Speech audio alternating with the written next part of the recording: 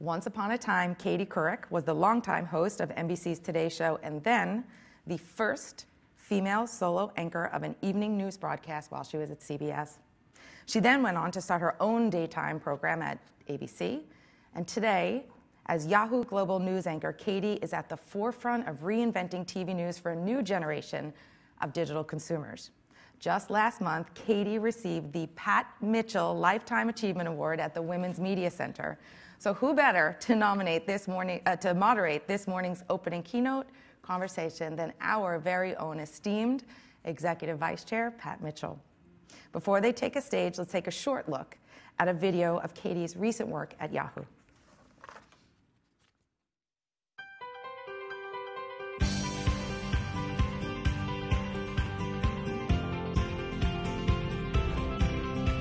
We're coming to you live from our Yahoo News studio here in New York. We're going to get you caught up on what's happening in Nigeria and the efforts to rescue nearly 300 girls. Are you confident that the girls will be found? Where do you believe they are? You do, in fact, feel these 5 justices had a bit of a blind spot? In Hobby Lobby? Yes. So you don't think a residual force would have kept this from happening after 2011? Absolutely, unquestionably not. Do you think a double standard was at work at the Times? I don't see gender as being the whole explanation by any means. One of the great things about the site is it's kind of cheeky. Our slogan for the whole site is, if you don't give back, no one will like you. Did you know that he was gay? It wasn't like hidden, but it just wasn't brought up. Immigration reform has been simmering on Capitol Hill for decades now. No matter where you stand on the immigration issue or this latest crisis, at least you'll be able to say, now I get it. The world is a big place, but let's make it smaller and easier to understand by exploring it together. I'll see you on Yahoo.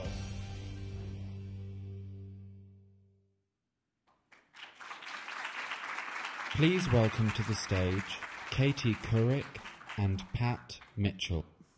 Good morning, everyone. I thought I'd class up the place with my coffee. So.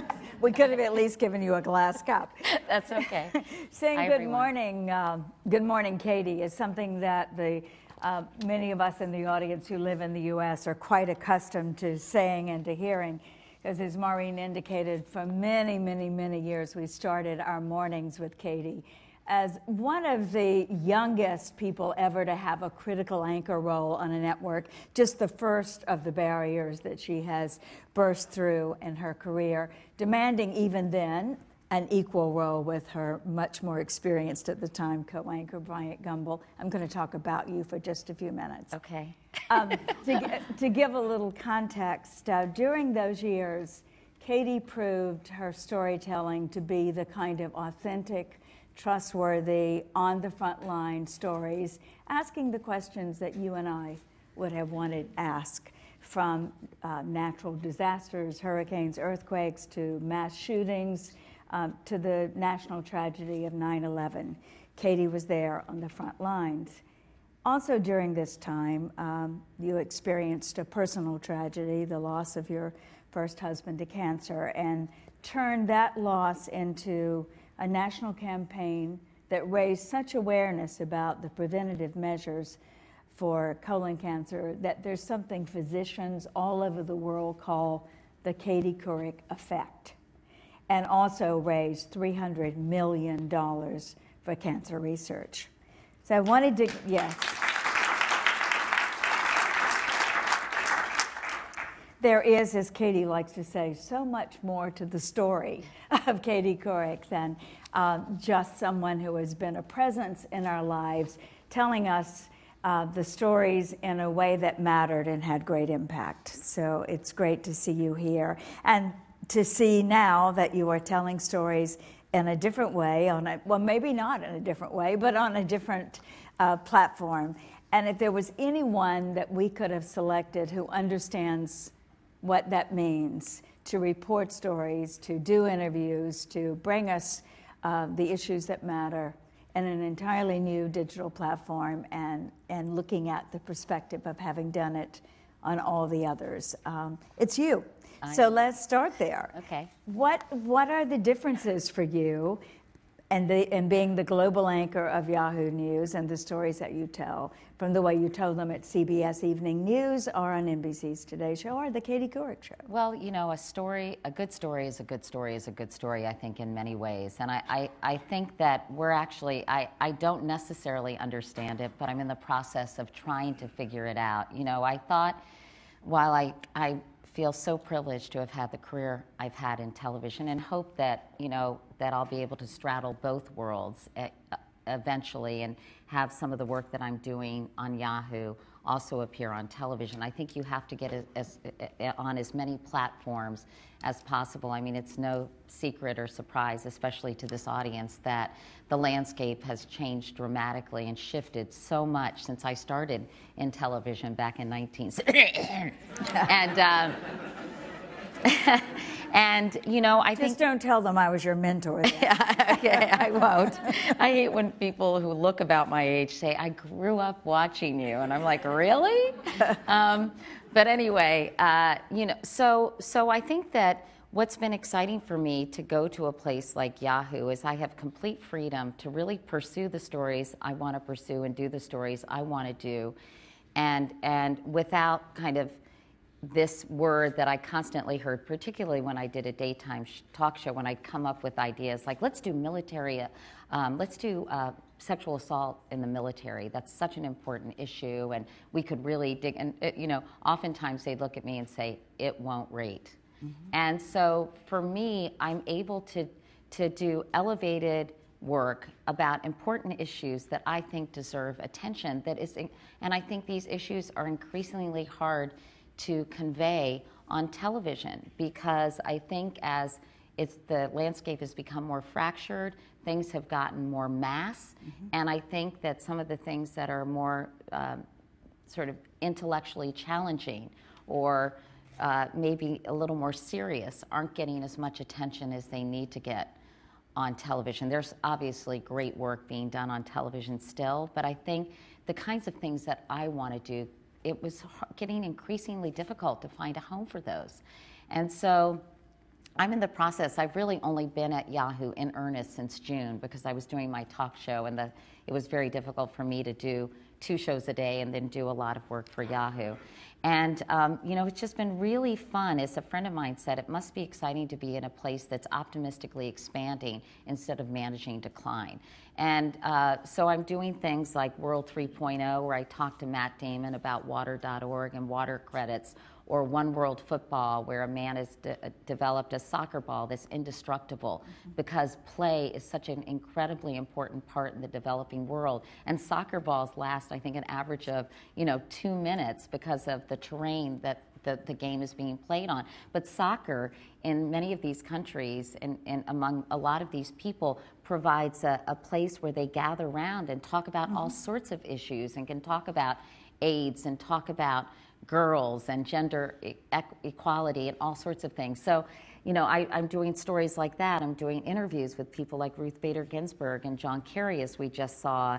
You know, hopefully President Obama will do something with me. And then I do these explanatory journalism is a real trend, because I don't know about you all, but I feel so inundated by this almost tsunami of information. I have never had more information and at times felt less informed, because there's so much and you feel like you never have time to read everything, and there's always more you could read. And I don't know, it leaves me with a feeling of profound inadequacy. And I think I need to talk to my therapist about this. But anyway, so we do explanatory pieces that, because there's so much information, people, I think some of the news programs cover stories incrementally, where we take a step back and say, what is going on with voting rights? What is going on with immigration and all these children crossing the border? Where are they coming from? What is the government policy? What happened in the past that allowed that? Because I feel that people sometimes are embarrassed to say, wait, what is that story? I know it's going on in the background, but I'm not really that familiar with all the facts. So I think the bottom line, sorry, Pat, this is like the answer that will not end, but the bottom line is that I'm I'm getting to try things, and I'm getting to do things I care about, and that's why I became a journalist. I'm getting to bring attention to issues that I think are worthy and important.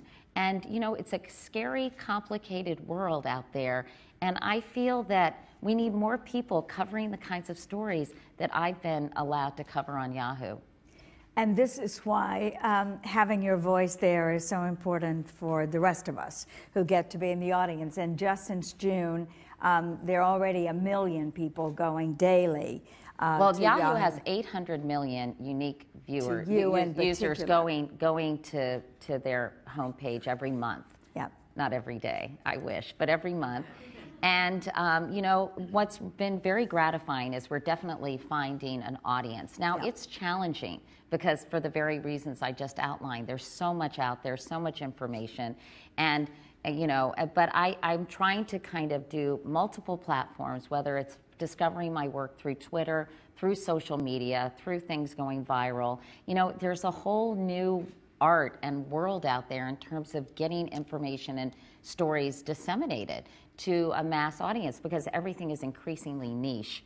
And so it has been gratifying. And you know, they say for information in the future, the keywords are video, mobile, and social.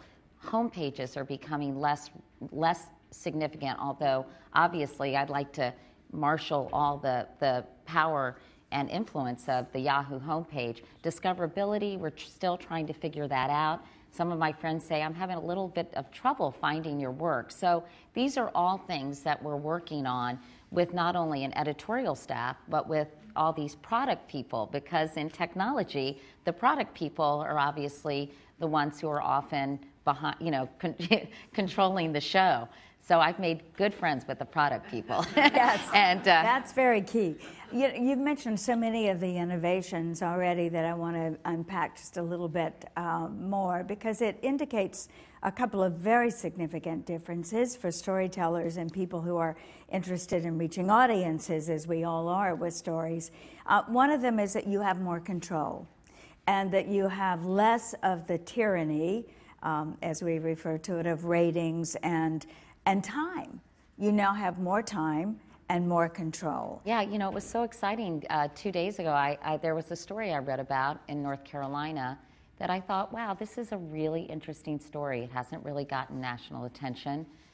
I'd like to learn more about the story. I'm not going to tell you the story for competitive reasons. I don't want everyone doing this story now necessarily, but no, it brought me back to when I was a reporter, and I was like, wow, I actually have the luxury of time to go there, to talk to people, to make calls. And sometimes when you're in the daily grind of being on television or having to be, you know, appointment viewing, you know, I guess, location for when you're doing your work, it does leave less time to actually do the business of reporting. Right. And of real journalism. So that was so exciting for me to go down there and to be able to do what really was original reporting. And let's talk a bit about your own time, because as you say, we're all inundated with so much information, particularly with news available in so many sources all the time. You're not going to ask me what newspapers and magazines No, I I'm read, not. No, although you famously did once. Yeah. Katie asked that question of a presidential candidate for those who aren't from the U.S. Yeah, vice presidential. Vice presidential, I mean, yes. Oh, my goodness, what's left? Sarah Palin, and it derailed her candidacy, widely described as such. But how do you manage your own time? I went, for instance, this morning online, as I often do, and just entered your name, and the first things that come up are your daily blog telling me what I must not miss. Mm-hmm. So there I already have a long list of links that I have to do. And 10 hours ago you posted this, and 18 hours ago you posted that. I mean, managing your own time to be ever present in the online space is a new kind of challenge for a storyteller. How do you do that? Well, it's really hard, and luckily I have a social media team who is incredibly helpful to me. I started doing a newsletter, a daily newsletter, because when I did my talk show, one of the people on the staff would curate some of the stories of the day. Back then, they were a little more lifestyle, featurey, nutrition, things that would be more relevant to a daytime audience. But I found it incredibly helpful. Instead of having to comb through a million websites and a million different newspapers, somebody actually put them together. So I said, wow, this is so helpful to me. I wonder if this would be helpful to other people. So we do this Katie's FYI, where I curate sort of the top 8 stories and then usually do some interesting story that might be in the Atlantic, and then that's also a place where I put some of my pieces that I've done on Yahoo. And so I'm lucky. I have a great group of 3 people who help me with that. And I review it in the morning and maybe make suggestions. And, you know, this morning I was tweeting about Mike Nichols, which is so sad, and what an incredible contribution he's made to culture and society. And I find that I think it just becomes part of your day. If I'm at the Worldwide Orphans Fund and I'm emceeing an event for that, first of all, I like to let people know what I'm doing, and I feel closer to people who give a rat's ass what I'm doing. and then, but I also, you know, it's a way to be in direct communication, unfortunately, at times, with people who follow you, because there are a lot of haters and trolls and awful, weird people out there who say the most hateful things that you just can't believe. I want to have like a universal response, like, it must hurt to hate this much.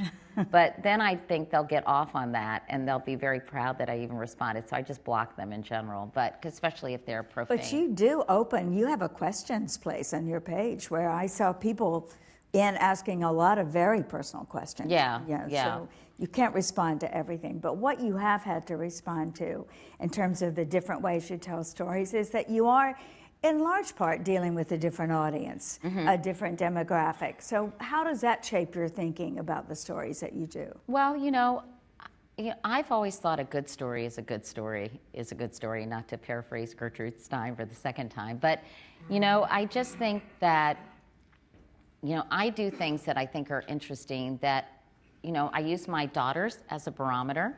Ellie, my 23-year-old daughter, will be, I love that story, Mom. That was a great interview. I'm like, she's the most loyal viewer of my content. So, you know, I would interview, it was interesting, I interviewed Norman Lear about his book, and Norman is 92 years old, and you would think, and I know he's going to be here later, that would appeal to an AARP audience. But actually, a lot of people were very interested in the impact that he's had on television, which was incredibly heartening to me. And so I just did an interview with a mother and daughter who did that project. I don't know if any of you have seen it online, but it's the Underneath project, and What's Underneath is what it's called. And basically, they take all kinds of people in front of just a brick wall, and they ask them to tell their stories and talk about their insecurities and how they've been made to feel, whether or not they were heavy, whether or not they had not the right hair, anorexic, bulimic, I mean, all kinds of different people talking about societal pressures and how it's been an impediment to their self-acceptance. And it was a mother and daughter, a daughter who didn't have sort of a tradition, you know, the much desired female shape that we're inundated with in fashion magazines, a girl that was a bigger girl, a curvier girl, and her mom who was a stylist. And together they did this incredible project. And I talked to Tallulah Willis about why she wanted to participate in it. Now that to me would really appeal, especially to millennials and people my daughter's age, although we all are neurotic and have self-image issues. Thank you, media, for that. But, you know, so I think I'm interested in all kinds of things. I've sort of limitless curiosity. Yep. So I don't necessarily, it's actually, that's another liberating thing about being at Yahoo. You know, I always had to think of the daytime audience when I did my talk show. Well, will the daytime audience be interested in this? And it was so confining for me. And now I'm like, I think this is really interesting. I'm going to do a story on this. And hopefully other people will find it interesting, or, you know, it reflects my sensibility. And in a way, I hope people who have followed me professionally have implicitly come to trust my judgment. And as somebody who is both a curator and somebody who wants to highlight issues and people and trends and movements that I think are important or worthy. And you have, and the audience is finding that, Katie, that you are telling those kinds of stories. And before going to the audience for questions, which we're going to do, so get prepared, I want to mention another way in which you're telling stories that may not be as familiar to everyone, but will be, because the documentary that you made last year, executive producing and reporting, called Fed Up, has just broken all records on iTunes and Amazon because it's a story that many people were afraid to tell and didn't tell. It is a story of what the food industry wants us to believe about what we eat and what the truth is about that in terms of our health.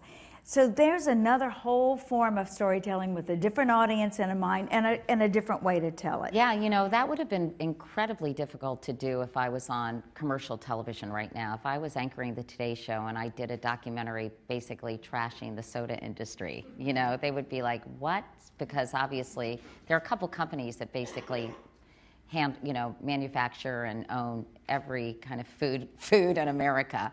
And I met an incredible documentary director named Stephanie Soteg when I was doing an online show at CBS. So I think I was kind of aware how things were going and had this real estate. And I missed doing interviews and talking to people instead of being like, good evening, in Iraq. And I sort of missed that. And so I did an online interview show. Stephanie had done a documentary called Tapped about the bottled water industry.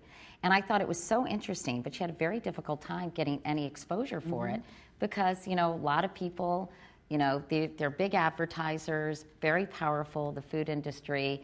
Some of the talent that she wanted to be on shows, they advertised for bottled water. So it was quite a conundrum for her. So after I interviewed her on my web show, I said, gosh, I would love to do a documentary. Would you ever consider doing something on childhood obesity? Because I've been covering the issue. I don't know if anyone here has seen Fed Up, but as I mentioned in the documentary, I've been covering the issue for 30 years and it just has not changed. It's getting worse and worse. So luckily she said, great, let's do it.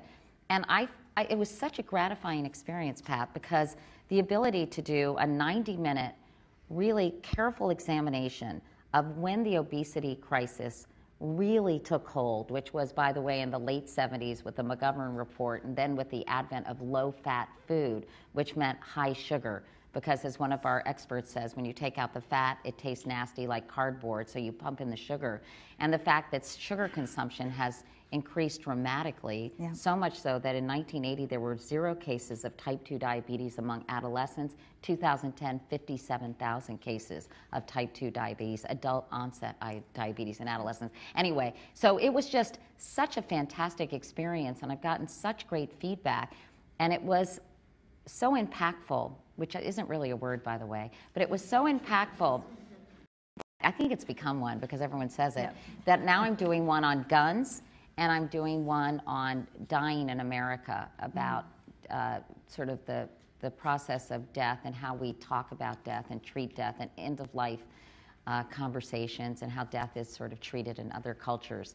So that, to me, has been a terrific outlet, and I've been so excited to have that and to just be able to talk to all these smart people about guns in America and not to do a polemic, but really trace the history of what's happened in our country and why it's been so difficult to enact sensible gun laws and what it is about America's love affair with guns and the romanticism behind guns. It's really very stimulating and interesting and exciting. It feels like you're at that most exciting and stimulating part of your career because you are getting to tell stories in the long, intense form of documentary as well as the freedom on Yahoo. So let's see what other people might want to ask you in the few minutes we have remaining. So we're bringing the lights up a bit so we can see your faces and your hands. So if you raise your hand and identify yourself, please. There's somebody over there. Yep, and the microphone will find you. Can you see? Raise your hand again, please. Yeah, right there. Yeah, that's one, and then it's one over here. Hi, Katie. Hi. Rich Greenfield. Just curious, when you look at what you're doing with Yahoo, if you look at what Glenn Beck is doing with The Blaze, and You could even look at things like what Shane Smith's doing with Vice News, which has kind of taken YouTube by storm this year. And even if you look at the newsletter level, something like the Skim is doing to kind of reimagine kind of morning news, or what you do in the morning when you wake up. What happens to traditional television? I mean, there's still this massive business of traditional TV that you came from. What happens to that business? Why, it's funny because this morning, my husband, I know it's so weird for me to say the H word because I was single for so long after Jay died, but John, my husband, said, it's interesting, if Allie said to me, his daughter, who is 16, I want to go to college and be a TV reporter, I would say, are you out of your mind? And I said, I don't really think that's true. I think television is going to continue to thrive. I think, it will have to compete more intensely, obviously, for the marketplace. I think there's going to be this synergy between content that's created online that everybody's going to basically be watching on their television. So I think there's going to be a myriad of choices. And I think the young, I don't know about you all, but my daughters rarely watch television. I don't think they really ever watch television in the traditional form. They watch most everything on their computer, mostly Friends episodes, apparently. And, so but I still think there's an important role for television. I think it's just going to increasingly kind of meld with online content. And again, probably the audience, except for huge, big communal events like the Super Bowl and like the Oscars and things that have mass appeal will still be watched by scores of people. What do you think? Do you think your daughters would pay for a cable or satellite subscription? Well, it's interesting because my nephews don't. I have a nephew who's in his early 30s, who's an architect in Boston, and he doesn't have cable. I don't know about you all, but there are a lot of people who are cutting the cord all over the place. So I have to say, in 5 years, I doubt my daughters would pay for cable. They'd make me pay for their cable. I was going to say that. But when you're doing the stories for Yahoo, you're bringing all the skills and the way in which you approach storytelling on television as well. Yes, yeah. And you still plan to be on television, to tell stories I hope so, because again, I did something recently for Glamour magazine at their Women of the Year Awards, and I did something that was on glamour.com and Yahoo. And I think the key for me, I don't know about everyone else, will be partnerships. How can you reach different audiences by kind of joining forces with other outlets? And now I think it matters less where the product originates. People can't be that proprietary because things get out in the ether and everybody gets to see them. So it's more, I think, almost more about syndication than about working for a large company, at least when it comes to online material. Things aren't really shared as shows necessarily, they're shared as segments or even moments. And we're going to have a lot of conversation about that over the next day and a half. There was another question up here. Did it go? Can I just make one other point, Pat, while we're finding another question? If there's somebody. When I interviewed Frances McDormand for Olive Kitteridge, she doesn't do very many interviews. We divided it into topics. She talked about aging, and she's so forthright and refreshing. She talked about doing Olive Kitteridge. She talked about Fargo. So we kind of divided it up into more digestible bites that people could consume without necessarily watching a 15 or 20-minute interview. I think the jury's out, and everyone says the attention spans are so short, people don't want to watch. I think that's going to change, and I think there's still people who do want to take a deep dive, which is such a hackneyed expression, into content. And I think that we shouldn't dumb down or shorten things so much and make things so shallow because we're convinced that nobody wants to watch any kind of long-form material online, because I think that's not necessarily true. In fact, when James Foley's brother and sister, he was beheaded by ISIS, wanted to talk to somebody about their brother, they actually reached out to me because they knew that on most network television programs, they were only going to be able to talk for maybe 3 minutes. And we did a very sort of emotional 20-minute or plus conversation about their brother, what happened to him, about negotiating for hostages, about U.S. policy.